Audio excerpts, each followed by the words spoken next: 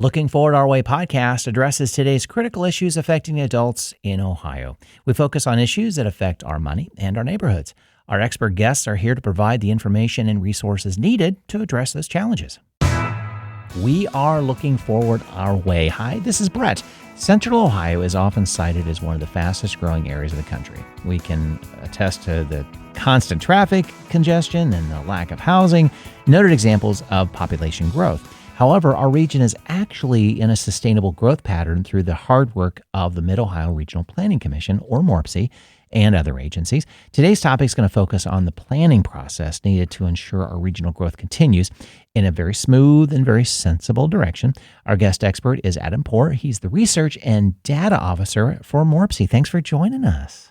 Well, thank you, Brett, and thank you, Carol. It's great to be here. Well, and we've had a lot of folks from MORPC on the show. This is your first time with us, so thank you for your time and your expertise bringing it to our podcast. We appreciate that. So, and this is going to be a fun opportunity.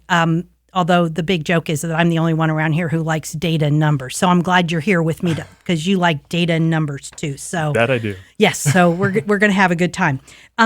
Before we do jump into the work of MORPC, however, we always like to let our listeners know about our guest. So why don't you tell us about your very interesting career path, which flows from Ohio State to across the Atlantic?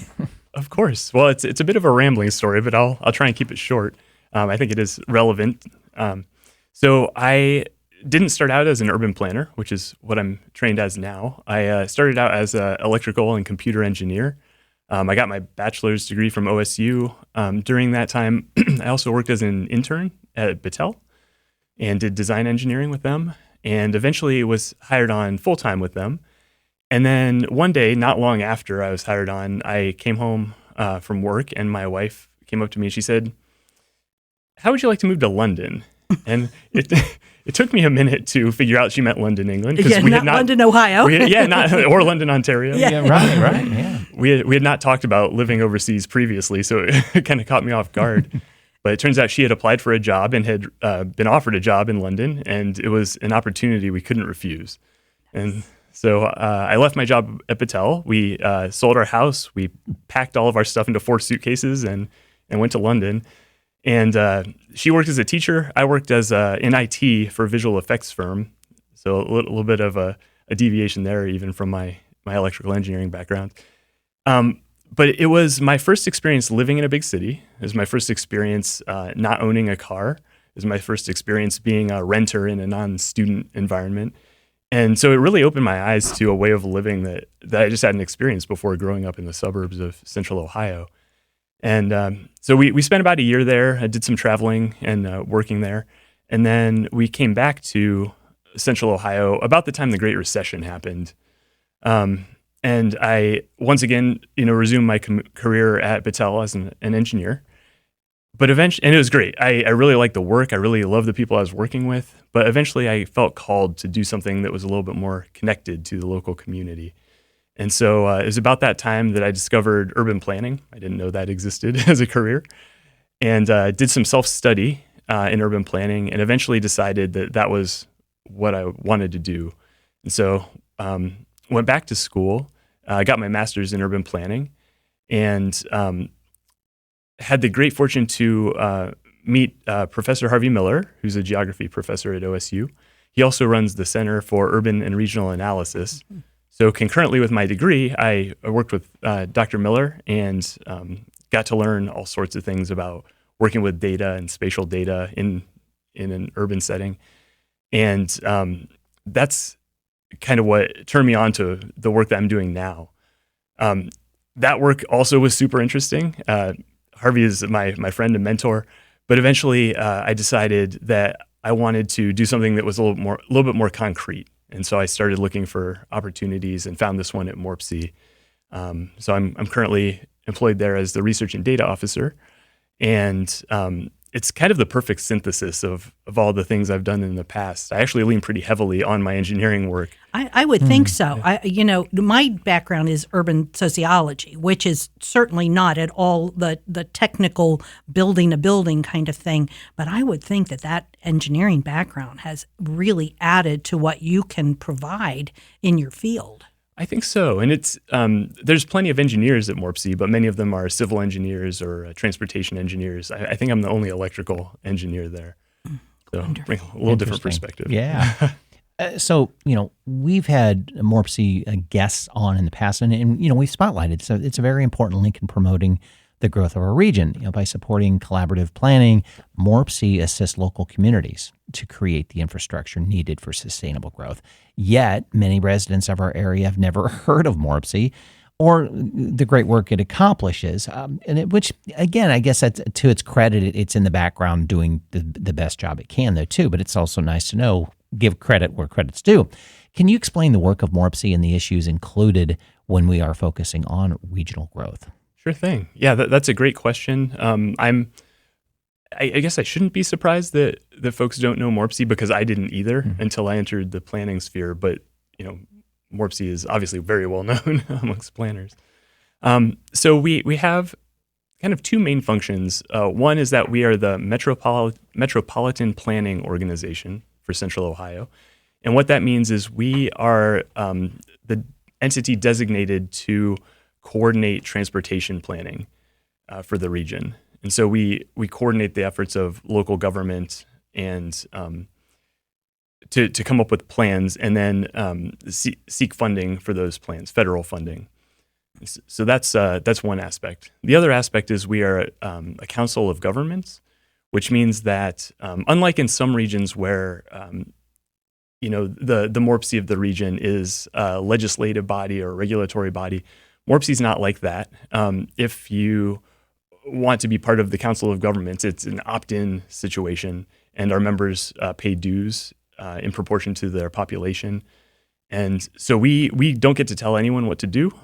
We exist solely to provide opportunities to convene local governments and try and help everybody work together and work to make Central Ohio the best it can be. I think folks don't realize the amount that goes into a plan. So, we've all been commiserating about the 70-71 split, and my gosh, it's like 10 years now, and probably another 10 years to go. But that is so incredibly complicated.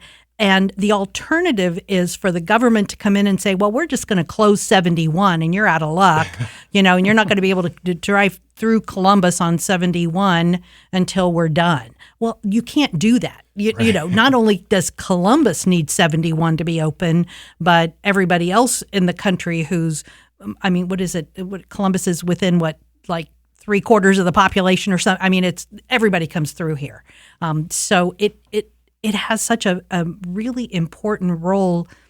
Planning has such an important role in what happens in our community, and people think plans just pop out of thin air, and they don't.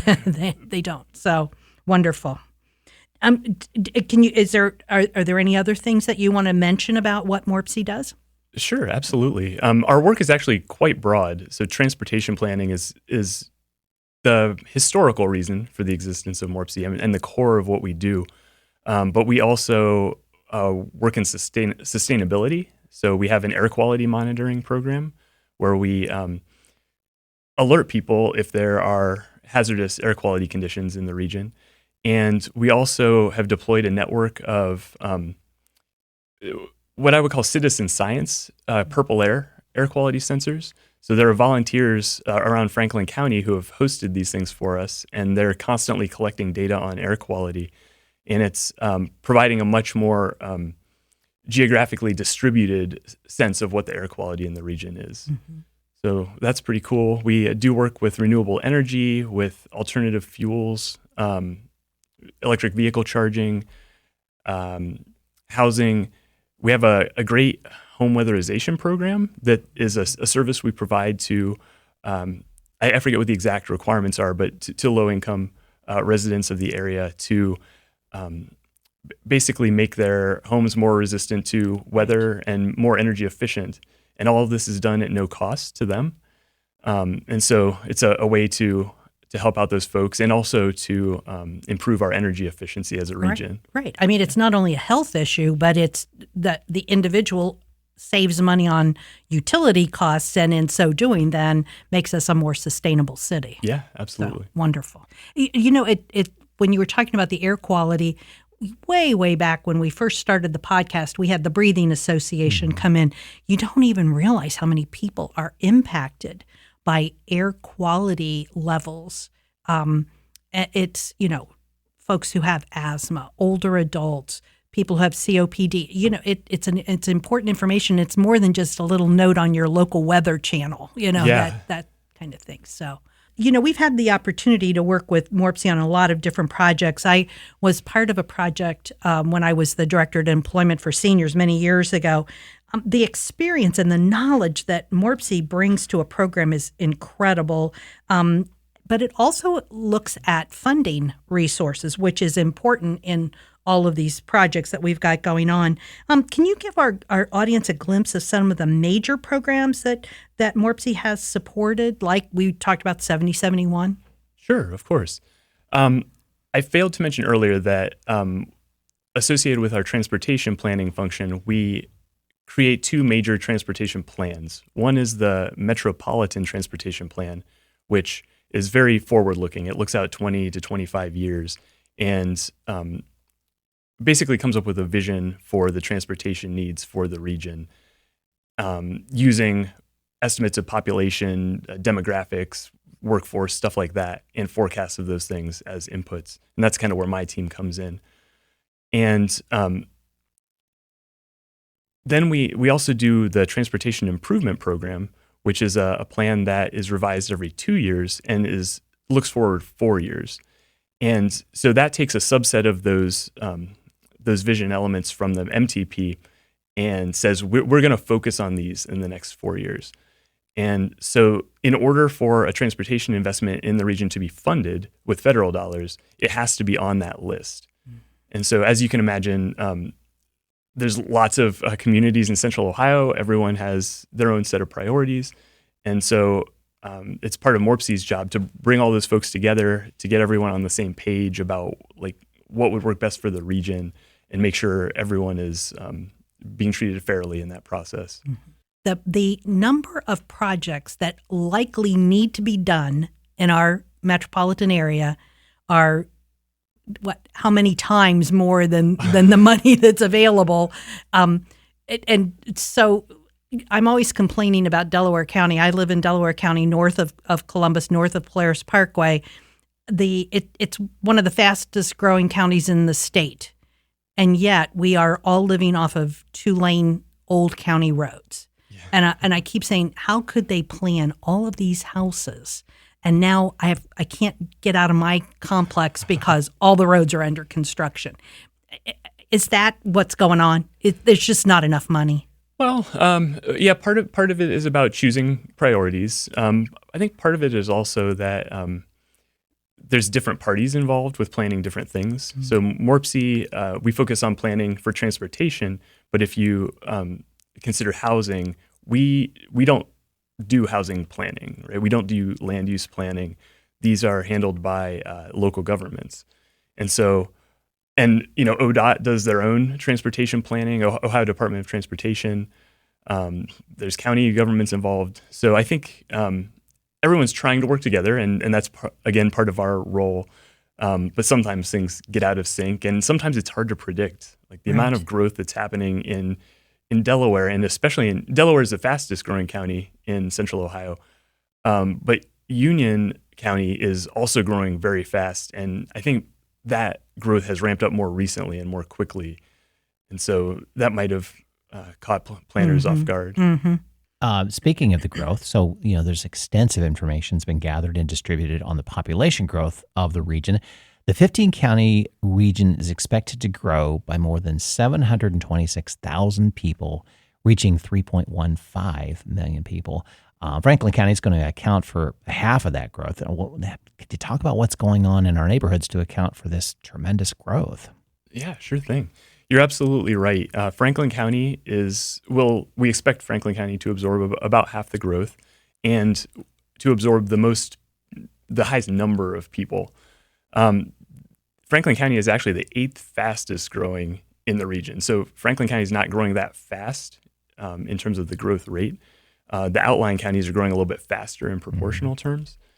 But Franklin County is absorbing the most people. Yeah, it's a difference in percentage versus actual number. Exactly. And that's just because there's so many people already in Franklin County. Right. But I think that's an important distinction because the rate of growth might come as a shock to planners in those outlying communities and to local leaders. And so they may have a harder time adapting to those conditions than leaders in Franklin County. I'm just speculating. I'm sure they're doing a great job. Because a smaller county like a Madison County, if they suddenly had an influx of 10,000 people, that would be huge. And yes, it's a lot smaller than the 300,000 that Columbus is going to bring in, but it's a significant number. I have seen that with Sunbury because Sunbury is just north of me, and the growth from it's less than 10 miles up Route 3 from my house to Sunbury. When I moved there 20 years ago, there were almost no houses. And now it's just one complex after another. It's amazing how many people, farther out they go, the longer your commute is to work. Lots of issues. Yeah. Lots of issues involved. A lot of interrelated issues. So, there are lots of claims about how quickly the region is growing, and we are growing quickly. If you look at that 726,000 increase, that's between 2020 and 2050. So we're actually a little bit further along that path now. But if you break that down into an average annual rate of growth, it's about 0.89% for MORPC's 15 county region of interest. So that's good. That's a strong rate of growth, but it's manageable. I like to say it's manageable, especially when you compare it to places like Austin. So at that rate of growth, the region, the population will double about every 75 years, if I'm remembering correctly. Versus Austin, their rate of growth was roughly 2.8%. So their population at that rate would be doubling every 25 years. Like that, I think there are a lot of folks that like to see lots of growth. That rate of growth, in my opinion, would be hard to manage. And so I think we're really fortunate to have a nice it's not even slow, but a nice modest and steady rate of growth that allows us to reap those benefits, but also gives us time and breathing space to adapt to some of the challenges. Which also, thanks to MORPC, we know that. We have that information. They're doing the comparisons with regions, with other regions around the country, seeing the mistakes that are made. So bringing back good practices to Central Ohio? Hopefully. Yeah, right. Well, we're assuming so. Everyone's trying really hard, I think. Exactly. So as I mentioned, I love numbers. Data makes me happy, which is just, I don't know why, but it does. I want to ensure, though, that we cover more than just numbers for this program. As this rapid growth rate in Central Ohio has greatly impacted the communities, how is this critical data utilized by MORPC? It's not that we're just going to spout numbers, but we actually use that information for local governments, for organizations. How does it all tie in with the factors such as housing, transportation, and employment? That's a great question. It's used in lots of ways. Internally at MORPC, we obviously use it for our planning processes. So to come up with the MTP plan and the TIP plan that I mentioned earlier, those are both very data hungry. The way it works, without getting too much into the weeds, is we try and understand what the current conditions are in terms of population, demographics, housing, workforce, all those things. And then we try to extrapolate or forecast what they will be in the future. And then we do that at the county level, and then we try and break it down into much smaller areas. The name for them is traffic analysis zones, but that's not really important. They're like neighborhood-sized zones, basically. And what that allows us to do is understand where people are likely to be traveling from and where they're likely to be traveling to on a daily basis. And then we also consider how they might travel. So by car, by bus, whatever. And so between, that's called the travel demand model. That's the model that we use to figure out how people are likely to move around. And all of that feeds into those plans. So that helps local MORPC acting in concert with local communities to decide, okay, we need a new bus route here, or we need to widen this other road here. And also it helps communities. There's a nexus between land use and transportation, right? So it might help, for example, decide where to locate the Intel plant. Right. So presumably somebody looked at that. Exactly. And I think that's where when folks don't know what MORPC does, and yet MORPC has this valuable and vast pot of information. And so if a small community like London, Ohio, has an opportunity for an economic development contract with an employer working with MORPC, they can figure out, okay, well, here's a place to put that plant or that data farm or whatever it may be, or office complex that's going to be built. But here's another place. There's some options out there. And then if London doesn't get it, maybe somebody else's, Sunbury is looking at the same company. So it's helpful to the local communities, but it's also helpful to the employer who's coming in so they get the best place. Absolutely. Yeah. And it's not just transportation either. Communities, we don't get directly involved in things like wastewater, for example, although we do help coordinate those efforts now. That's kind of a recent change. But communities use that data to plan, is our wastewater treatment plant going to be over capacity? If so, where should the new one go? Things like that. Yeah, like in Delaware County, Delco's building more of the towers around to hold water for in different places in the community. So we talk about data, but regardless of that data, there's so much that can be gained by talking to people. Of course, those living in the region, working community. They all have opinions and ideas. MORPC has a Leaders Listen program, which gathers survey data from residents and disseminates the results.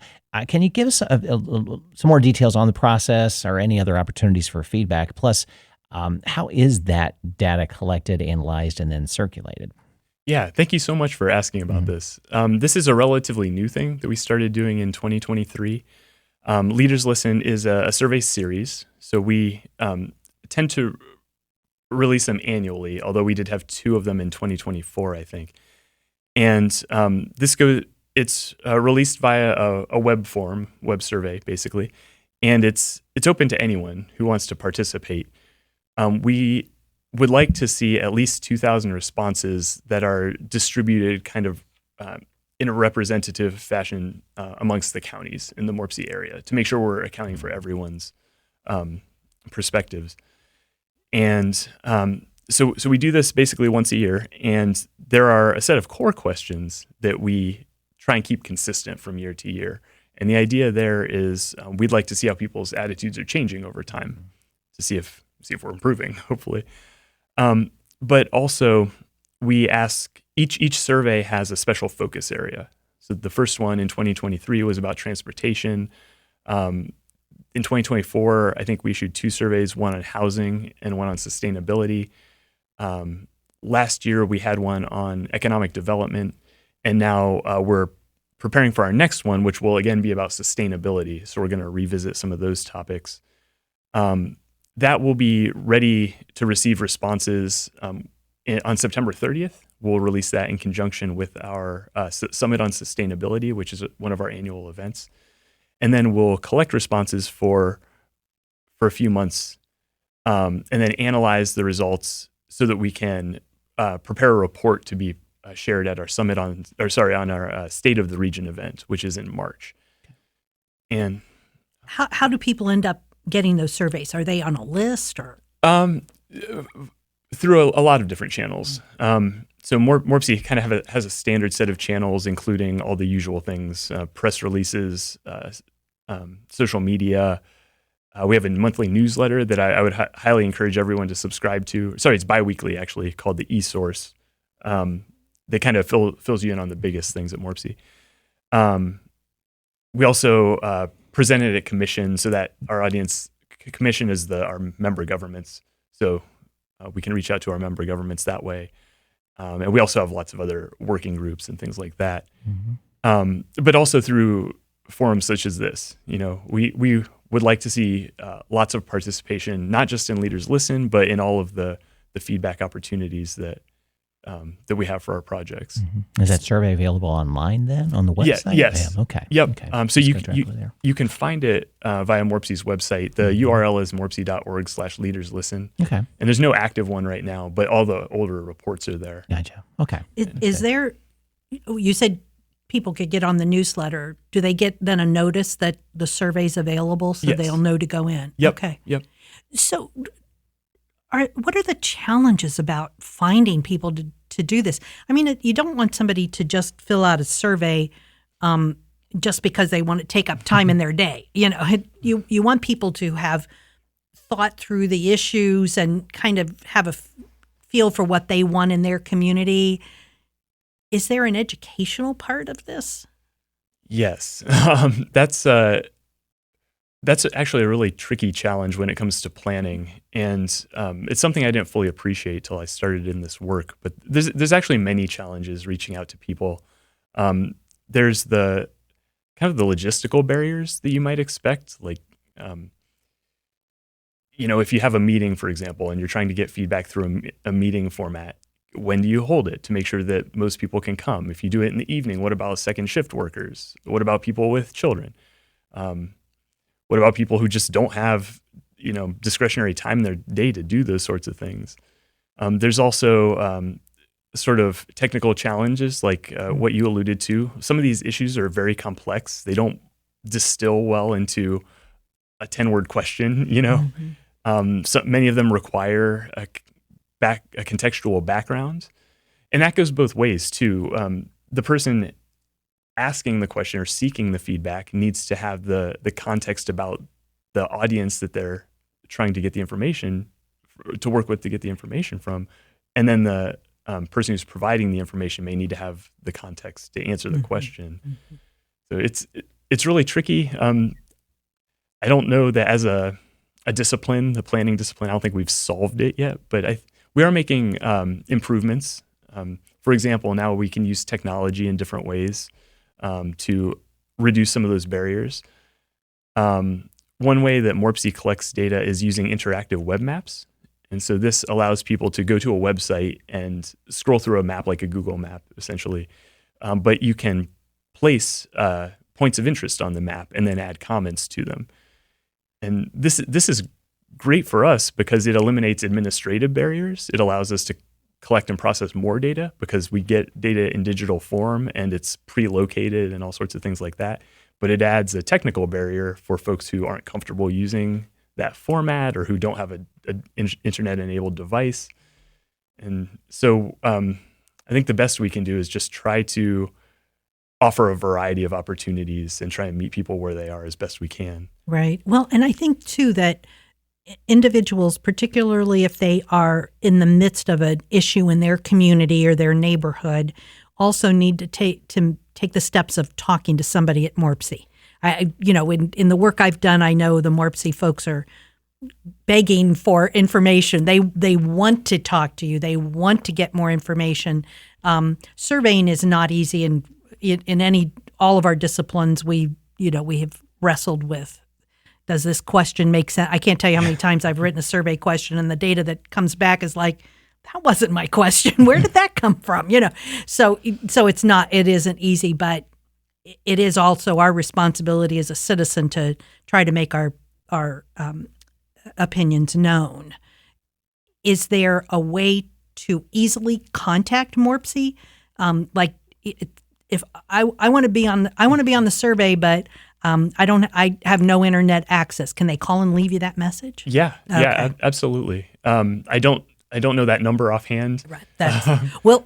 Audience, we will have a list of resources that includes the phone number, not Adam's, but the MORPC number. Yeah, I mean, definitely the best way I would say is to reach out to those general numbers, like the general number, or to info@morpc.org, because then regardless of the question that's asked, it can be routed to the appropriate person. Exactly. So some of them do come to me when appropriate, and I may route them further to other people on our team.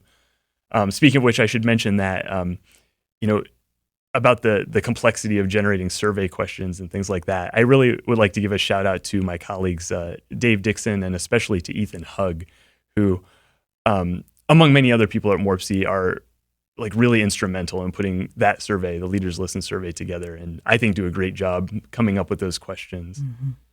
Well, we really have to give a shout out to everybody at MORPC. I mean, it's a phenomenal team. They do Absolutely. great work. It is inspiring to work with them on projects. So thank you to all the MORPC folks. I'm also inspired. Let me jump on that bandwagon. Every day I'm inspired. There you go. Yeah. Well, recently 2 important projects were given the green light.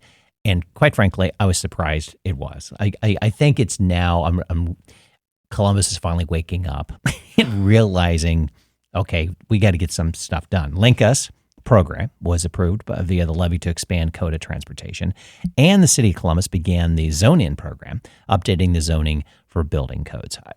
Again, I'm amazed. I am. I don't know why I was so pessimistic about this, but at the same time, it's like, all right, it got through. We actually are now living in the 21st century. That sort of feel to it. Right. Yeah. Right. So, what is the impact of the programs like these? Is it possible to influence not only housing trends, but transportation and employment with this large-scale collaboration?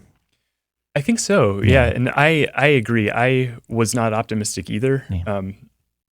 I was so relieved when that the levy went through. And just to recap, there was a modest increase in the sales tax. That was the levy that went through in the November election. And that is what's really going to make LinkUS possible. LinkUS and Zone In, I don't think the importance of those things can be overstated. So let me explain what they are. LinkUS is a plan for transit-oriented development, which is jargon. So let me dig in. It's centered around the idea of bus rapid transit, which I like to refer to as trains on rubber or trains on wheels, because it has many of the same benefits as a subway, but at a fraction of the cost. And the way it works is, so this will be administered by CODA, like all of the other transit in the region. And the way it works is, along certain corridors, there will be special bus routes that have dedicated right-of-way, a dedicated lane, essentially, so they won't have to compete with other vehicular traffic. The fares will be prepaid before people board, so more people will be able to board faster, and the bus won't have to dwell as long at the stop. There will be boarding will be more convenient. There will be level boarding and boarding, so the platform being at the same level as the bus, and boarding via multiple doors. And all of this will use zero-emission vehicles, which is a nice touch. The stations will be improved. So really, it's just a way to really elevate our transit system without like going to the lengths that would be required for subway, which in my opinion is just not realistic for Columbus at this time. I mean, We're way past putting subways under the city, and being a kid who grew up in Columbus at a point in time in which 70 and 71 didn't even exist. I mean, I can remember 71 coming through the northern part of Columbus. We have been so dependent on car transportation that it's really been difficult to get the city to pivot to see alternative transportation opportunities. And CODA has done a great job actually having younger generations come through who don't want to have cars. Good for them, because they have really pushed this through. And I have never lived for a long period of time in a city with mass transportation, but I've been in school and internships in larger cities. Detroit and Washington loved the DC metro system. I mean, the subways were phenomenal, and so we can't do subways, but we can do this mass transit on the buses. Yeah, and that was one of the things I loved so much about London. It was the first time I had lived without a car, but I didn't feel like I lost anything. In fact, I felt like I gained freedom. I didn't have to worry about parking. I didn't have to worry about getting in accidents. I didn't have to scrape the windows, although that wasn't really a problem in London anyway. But I think until you experience it, at least for me, until I experienced it, I couldn't have conceived of that. Growing up in suburban central Ohio, it was just not on my radar. And so I think this is it's a visionary thing to do. I'm so glad the voters could see it. I'm so glad that CODA is doing it and the MORPC gets to be part of it too.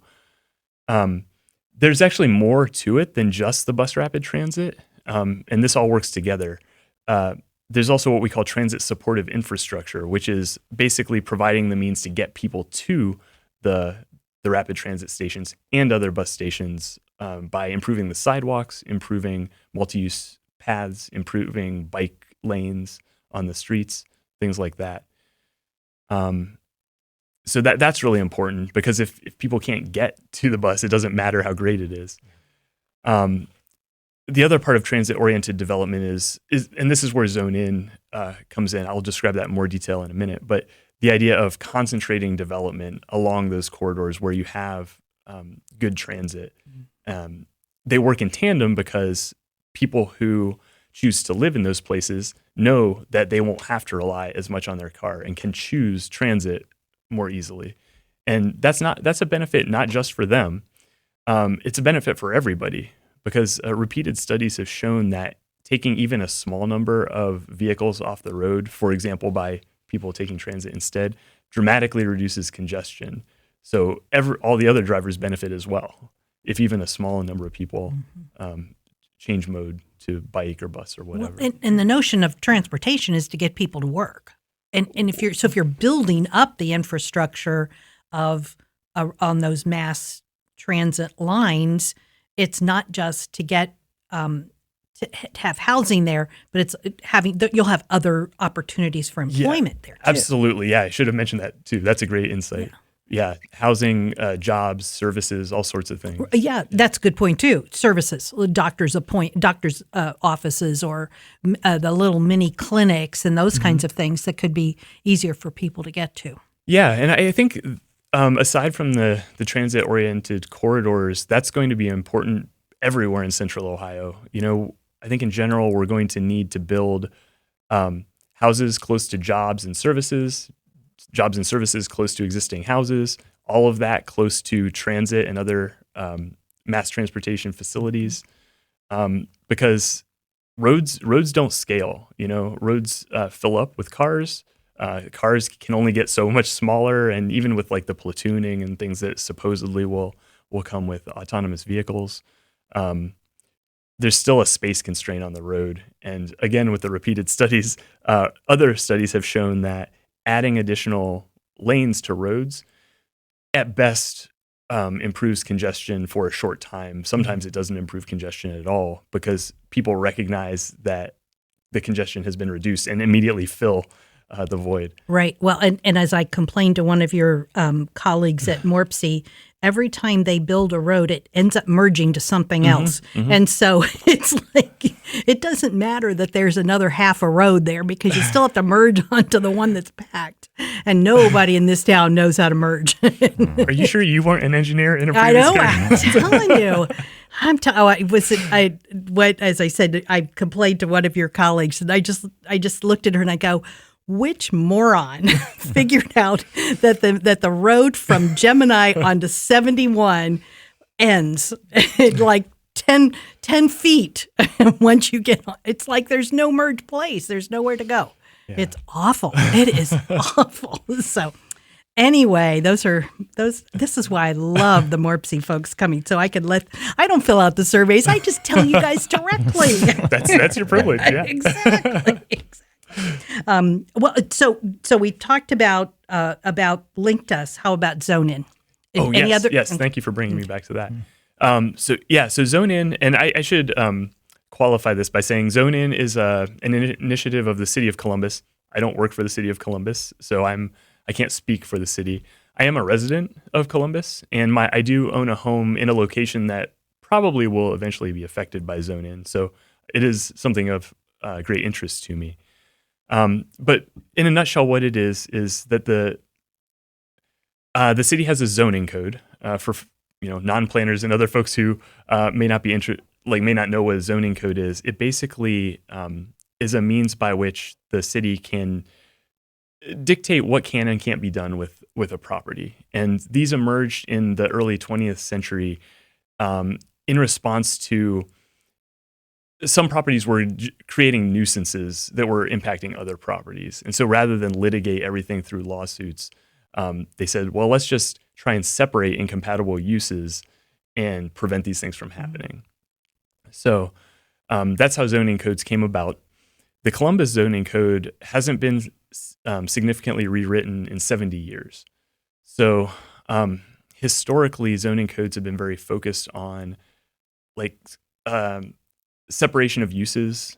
So residences would go in one place and commercial entities would go in another place, and industry. All the warehouses are together someplace, right? Yeah. Right. Which is helpful in some ways and not helpful in other ways. And but what we've learned is that over time, the city and other cities throughout the country, this is not unique to Columbus, but these zoning codes have been revised and revised and revised and have become very complex. And what this does is it makes it very difficult and expensive to build new housing, to build new businesses, new industry, all sorts of things. It also has the tendency to, some of these zoning codes are very restrictive, especially in certain neighborhoods, especially single family, neighborhood zoned for single family homes exclusively.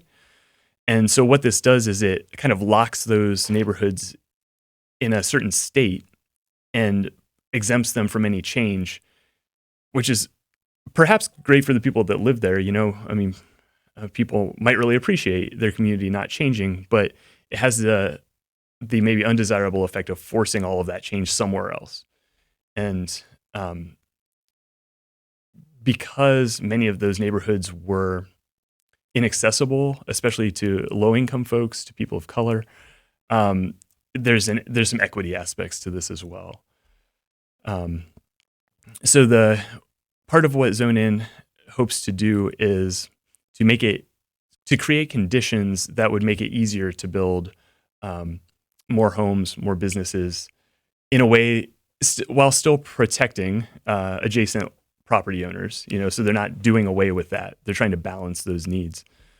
So enable the creation of homes and jobs, basically, and also to improve equity by kind of better distributing the growth in different places. There are places that I'm always interested in the history of it. If you drive up Northwest Boulevard, mm-hmm. you will see a lot of homes that are, I call them quads. I don't know what exactly, but it's like a large building, and it's 2 units on the bottom, 2 units on the top, which is a really great way to have starter homes or apartments without being in mega apartments. Mm-hmm. I mean, there are those kinds of areas, and it's not that one developer came in. I don't think those were all the same developers because they look different, but it's those kinds of things that could really bring a lot of opportunity for better housing in a lot of places. And so I'm guessing that Zone In will allow for those kinds of options.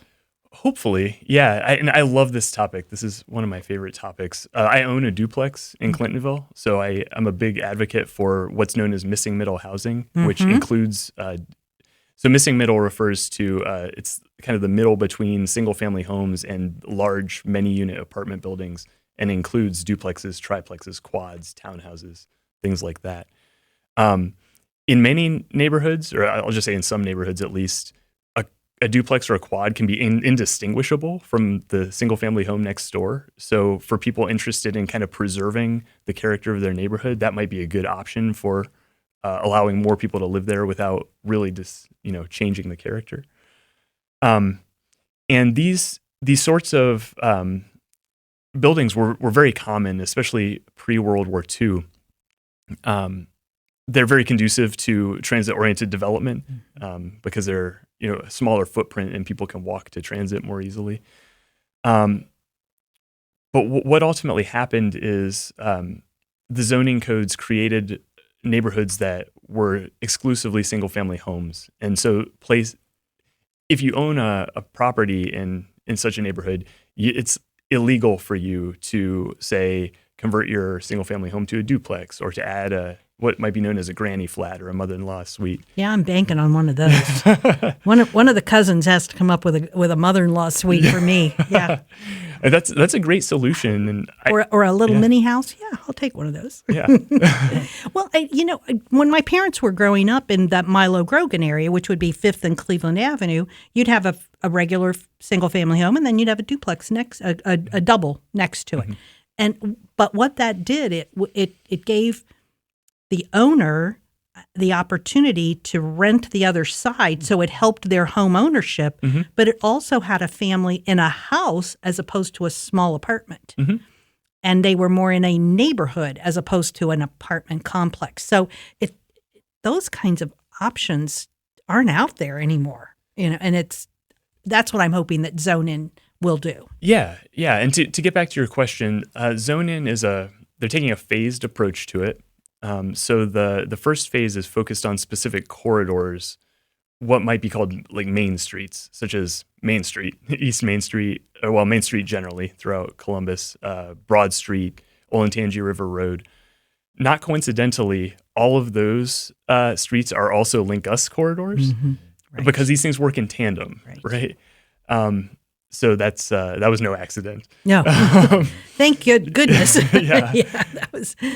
Yeah, and so to the extent that there are opportunities to build duplexes and quads and things like that along those corridors, Zone In should make that possible. I think they're really focused on a little bit larger scale buildings along the corridors. I forget what the limits are, but along many of those corridors, they raise the permissible height of the building just a little bit. What's allowed. It's really not very extreme. And in a lot of places, it's already not built up to the level that it's allowed to be.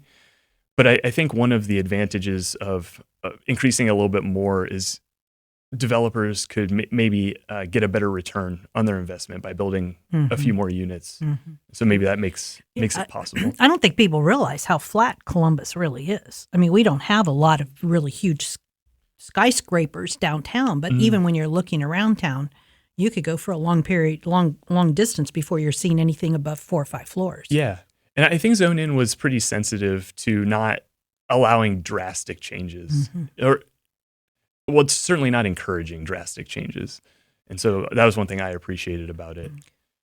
Another thing to keep in mind is that allowing these new developments is only part of the equation.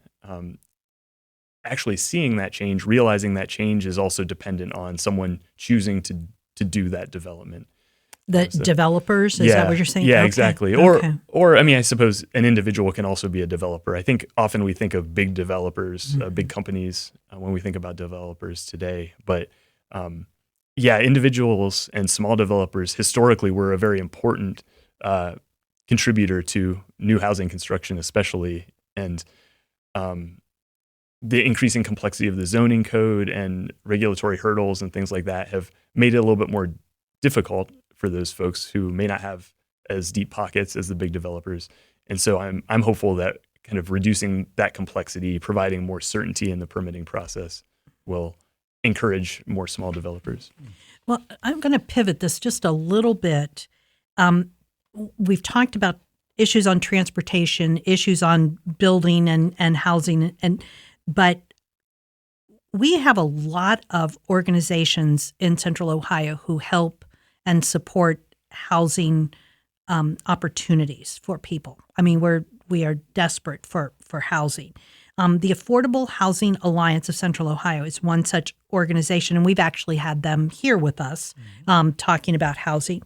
They recently reported a survey finding the community's support for affordable housing is actually really high. what you see in the newspaper is it sounds like it's always negative. But the report said stated that people who stated overwhelming were 78% of the respondents. They supported missing middle housing. The 80% supported converting commercial buildings to housing. Only 3% were negative, and they basically didn't want affordable housing in their backyard. Our communities strongly support increasing affordable housing. There are challenges to doing this. Can you talk a little bit about that? Sure. Yeah, I'll do my best. There are many people in the area that are much better qualified than I am to talk about this, including Carly Boos, who is the executive director of Shout out to Carly. She's wonderful. Yeah. Yes. Has she been on this program? Yes. Okay, yes. great. Yeah. Great. She and Mike Wilkos. Yeah. They did a phenomenal job of talking to us about housing issues. Yes. Okay, great. And an audience, we will make a note of that podcast on our resources sheet so you can go back and listen to it because it was really very powerful. Yeah, I'll be downloading that as soon as I leave. Good. There you go. But I'll do my best in their stead. So there's lots of different factors. We already talked about zoning to a certain extent, and I think one of the big problems there is the amount of uncertainty that it inserts in the home building process. It extends timelines, but that the extension of the timeline is not always predictable. And as we know, time is money, so that's costing developers money. I guess I won't harp on zoning too much more. Glad to see things are improving in that regard.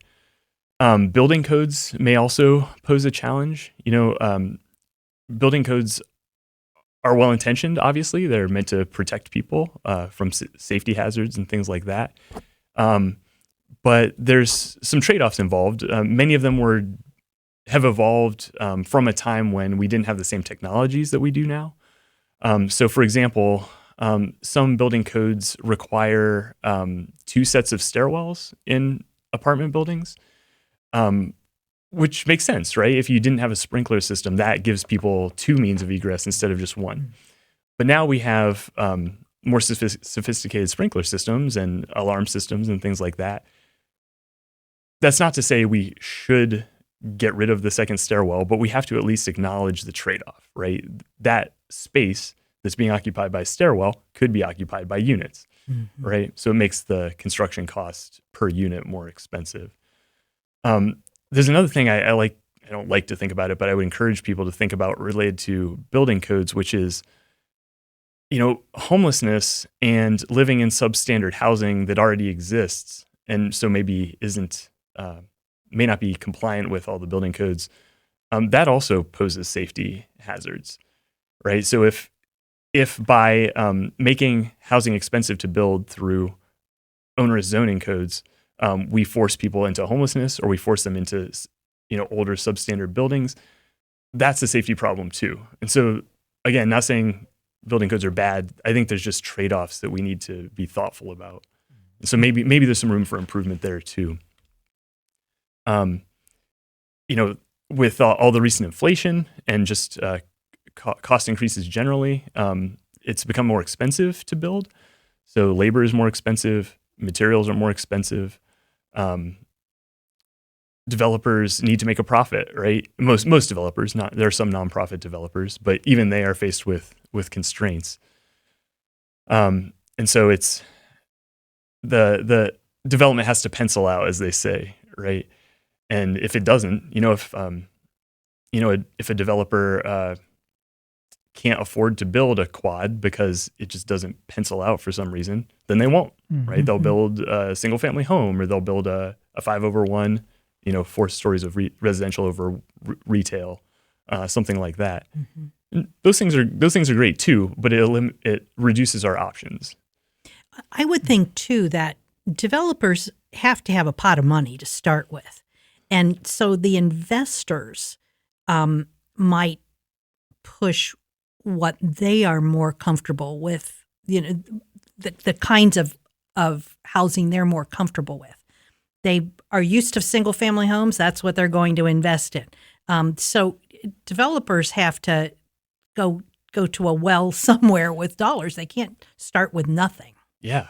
Yeah. Have you read the Strong Towns book, Escaping the Housing Trap? No. No? Okay. I don't often hear the argument that you just made, but I think that's a really important argument. The way we finance these things is really important. And one of the things I learned from that book and from Strong Towns is that, big developers especially are, they have certain funding streams that like certainty, right? So they like development patterns that have been tried time and time again and have proven to be successful. We all want that with our investments, right? We want a good chance of return. So it's a rational thing to do. But it again limits our options, right? If we want a greater diversity of housing, we need to think about maybe empowering small developers who can access different funding streams. Maybe we need to think about creating different funding streams. Maybe local governments have options to do revolving loans, for example, for small developers or whatever class of developers they want to support, to make projects possible that may not be possible with traditional funding. Right. Well, and it's not to say that investors are being greedy. Bottom line is a developer can build something, but if somebody doesn't buy it, it's not going to do anybody any good. Exactly. So it's understandable where they are going to fund projects that they know are true sellers. Absolutely. Yes. So I mean, I'm not a developer. I don't mean to speak for developers, but that makes a lot of sense to me, and I've heard that elsewhere too. Our discussion, it looks as though things are we're moving in the right direction. Let's put it that way. But we've got to create new housing and transportation routes. I mean, if we don't continue in this direction, what are the ramifications? It's hard to say. If only I had a crystal ball, Right. I'd be living a different life than I am. But so yeah, it's hard to say what will happen. I think there's a few things that I'll be looking at, and maybe I can just start with those things. Yeah, and that's all we can. That's why we bring in expert guests. Yeah. So let me start with population, because I meant to mention this earlier in response to one of your questions. Population changes primarily in three ways: births, deaths, and migration. Right. The combination of births and deaths, so births minus deaths, is known as natural increase, and because often it is increasing. I've heard it recently referred to as natural change to account for the possibility that population could decrease, at least in a certain place. But anyway, that's one way of population changing, and migration is the other way. And in recent years in Central Ohio, our population growth has been roughly half due to natural increase and half due to migration. Of the part that was due to migration, about half of that was due to international immigration, and much of the rest of it was from people moving to Central Ohio from elsewhere in the state. We don't really get that many migrants from other states, or at least we haven't historically. So this is a challenge for us because the rate of natural increase has been decreasing. So we're natural increase is contributing fewer people to our growth. Is not to be morbid, but is part of that because there aren't it isn't a huge increase in births, but there is an increase in deaths because of aging. Exactly. Okay. Yeah. So the boomer generation is the largest generation our society has seen, and as those folks age, they start to pass away, and the median age of the population kind of increases with them, at least for a time. This may reverse in a few decades. Also, having the median age being a little bit higher means that the per capita birth rate is less, and also younger people are choosing to wait longer to have kids or having fewer kids. So all of that is affecting the natural increase, and not just here in Central Ohio. Those trends are throughout most of the country. What this means for us is if we want to continue growing at the rate that, let's say, MORPC projected, we need to continue to attract migrants and probably need to do so at a faster rate to account for the decreasing amount of people being born here and staying here. So some of that is under our control to a degree, or under our influence at least. So I think to get back to your original question about housing, Brett, like one of the draws for Columbus has historically been affordable housing and affordable cost of living generally, and good economic opportunity and nice place to raise a family, stuff like that. But if cost of living here continues to increase, we lose that draw, at least relative to other places. Maybe Indianapolis manages to remain more affordable than we do. Well, Columbus and Indianapolis are kind of similar, so maybe people would choose to go there instead. So I think that's a really important thing. I think, you never know what's going to happen. Historically, we haven't brought in people from other states very much, but maybe we'll see an influx due to climate migrants, people who are deciding it's no longer worth it to live in hazard-prone regions like hurricane-prone regions or fire-prone regions. Maybe they'll move here. We don't know. Well, I can remember even when I started at Ohio State back in the 1980s, we were all complaining about the brain drain. Because folks would come here to school, but they wouldn't stay. And that was a huge issue that the universities in Ohio were really trying to work with local government to get economic development opportunities going so that there would be a job opportunity for a graduate to keep them here. Yeah. So I don't know that that's changed in terms of the brain drain. I don't think it's lessened. I can't say for certain because I haven't looked at migration patterns broken down by age. I do know that we still tend to export people to other states. I think some of the larger recipients of people from Central Ohio are Sunbelt states. So maybe a lot of those people are retirees. But, I was someone who moved away for a while, right? I lived in London. I also lived in Portland for a while. My family's all here, so that was a big draw to bring me back. I think Columbus has made, and Central Ohio broadly has made good strides in providing opportunities for recent graduates to stay here. But we certainly could do more. Yeah, and we haven't even addressed remote work. Right. You can live in Columbus, but the business you're working for could be in Colorado.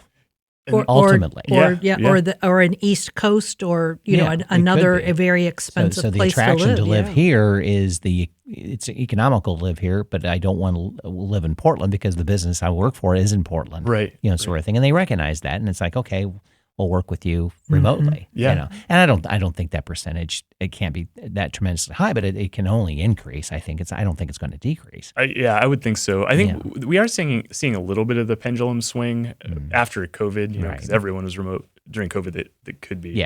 And it's swinging back a little bit, but probably we'll never get back to, I hope we never get back to everyone in the office 5 days a week. I mean, just from a vehicles on the road standpoint, that would be unfortunate.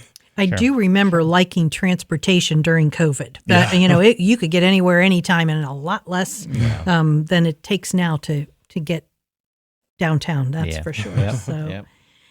So we always say this time goes fast when we're on our podcast, and want to thank you for joining us today. But we also always give our guests an opportunity for last words of wisdom. All right. Well, I don't know how wise they'll be, but I'd be happy to share. I'm sure. There were lots of things we didn't get to talk about today, by the way. So I would love to come back if you. Oh, absolutely, absolutely. But one of the things I definitely wanted to make people aware of is we recently created a new data product called the MORPC Insights platform. It's a website, and it's a little bit different from what we've done in the past in that the focus is not on the data itself as much. It's more on the insights that can be extracted from the data. And so if you were to pull up that website, it's morpc.org/insights. And there's basically, you choose your geography level, so region, counties, or communities, and then you choose your specific place of interest. And then you see what kind of looks like a newspaper page. There's a grid of stories, if you will, and each story has a data visualization, a map, or a chart. And then just below that, there's a headline that tries to bring out the most important aspect of that chart. Mm-hmm. And then below that, there's a little bit more explanation. And then if you really want to dig into it, there's links to interactive data tools and the raw data if you really want to dig in deep. And eventually, we're also going to connect them to fact sheets as well, which will take that commentary and extend it even further. Wonderful. And link to other MORPC That sounds like resources. a whole podcast right there. Sounds like your afternoon. I know. You'll go digging into the numbers. Data. I'm excited. Yes, I'm really excited to keep Delaware County on task here. So wonderful. Well, and let me also just intersect 2 words of wisdom to again encourage folks that if they have opinions about things like transportation and housing changes and LinkedIn or LinkUS and Zone In, got that really confused. Yeah. That MORPC, those are ears that are willing to listen and to really, go in there and talk to people and fill out those surveys. Yeah. Do we have time? Could I talk about just 2 opportunities that exist right now? Absolutely. Yeah. All right, great. So, well, first of all, as I noted, in September, we'll have the opportunity for the leaders listen again. But right now, and Carol, you might be interested in this, there is an opportunity to provide feedback about pedestrian and bicycle infrastructure on the US 23 corridor in Delaware County. Mm-hmm. So there's 2 ways you can do God this. help I'm going to say I can't even envision that. Right. Wow. Well, so as you can imagine, I'm sure my desperate for feedback on what's possible. Yeah. That's the talk about motor speedway. Yeah. So, but if there's any opportunity to, let people do short trips by foot or by bike instead of getting on the road, again, that helps everybody. Mm-hmm. So there's 2 ways to provide feedback for that. It's there's one of those interactive web maps that I was talking about. So if you know of a place that would benefit from a bike trail or a place to lock your bike or whatever, there's a giant crack in the sidewalk, something like that. You can do that. And there's also a survey there that you can respond to. I'm forgetting the name of that project offhand, but I can provide a link that you can share. We will make sure it gets a little special section in the resources. Okay, great. And that opportunity will be open through the end of the year, but the sooner the better. Okay. There's another opportunity that's really unique, and this one's a bit more time limited. We're currently working on updating our bike map for the first time in 10 years. And in doing that, we want to make it a tool for people who aren't experienced cyclists who want to get out there, but maybe aren't feeling super comfortable with that. And so we're trying to identify several curated rides that will be very comfortable for novice cyclists, but that will take them to interesting destinations and kind of expose them to the bike network. And in order to make sure those routes are comfortable, we're doing this cool thing where MORPC staff, members of the public, really anyone who wants to, can ride the route with an experienced buddy if you desire. And if you do this, you'll ride on a special bike that's been outfitted with, it's a standard bike, but it's been outfitted with cameras. And the camera will be recording the environment the whole time. And afterwards, it will be analyzed, and the analysis will look for hazards, look for things that might make cyclists uncomfortable. And all of that will be used to improve those routes, to denote things correctly on the map so that we're not, telling people it's a comfortable route if it's not. Things like that. Interesting. Yeah, that's good. Yeah, I'm still amazed at the 23 and well, and one of the things, because they've taught, 23 has been an issue. There were a lot of people who lived that northern corridor of 23 and worked at the university. So we used to hear about these issues. Because it's awful. But the changes that were made to 33 down towards Lancaster, where you had off ramps to this instead of these folks who were trying to cross 33, some of those things seemed like, why didn't they do that in Delaware County too? You know that. So I don't know. Well, I'll go on the maps and put my opinion. There you go. There you go. That's actually a great example because there is some bike infrastructure along the 33 corridor. Oh, and so, I've noticed that. there's trails that cross 33. There's some infrastructure adjacent to 33. So it's not right on 33. But Well, I do have to really commend whoever had the idea to use old train tracks to be walking and biking corridors. I mean, talk about a great use of what had been discarded land. yeah, the surface is good. It's they're straight, they're flat.